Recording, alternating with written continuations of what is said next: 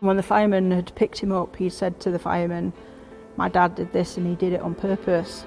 Claire Throstle's two young sons were killed by their father during a contact visit ordered by the family courts.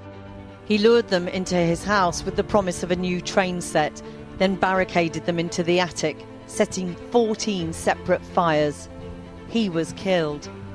9-year-old Paul died of his injuries soon after, and 12-year-old Jack, who had tried to save his brother, died 5 days later in hospital. Jack was such a beautiful boy. He was quiet, sensitive. He was so caring. Paul, he was full of energy, lots of friends. And even though he was dying, he did his best to tell as many people as he could what had happened. And that was the only time in the whole court process that Jack's voice was heard. I'd written in my court application that he was capable of killing the boys. He had already been violent to me.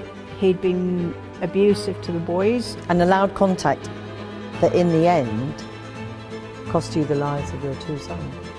Absolutely.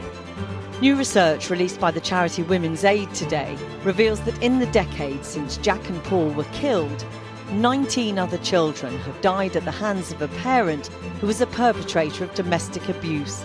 We know of 60% of the 40,000 cases that came through CAFCAS had incidents of domestic abuse where one of the parents was a known domestic abuser. And one of the most tragic things for me in a town like mine, where Claire and her boys were so well known, the two boys went to the school that I went to, is knowing the talent that those two young boys had and what their potential could have been had their case been dealt with properly by CAFCAS and by the family courts. I know that this government wants to halve domestic abuse in this parliament, and that's the right thing to do. And I've said a number of times in the chamber that we need to be using everything in our toolkit to do that. So I will carry on working with them, as I know Claire will, to get the outcome that families and particular children desperately need, because lives are at stake.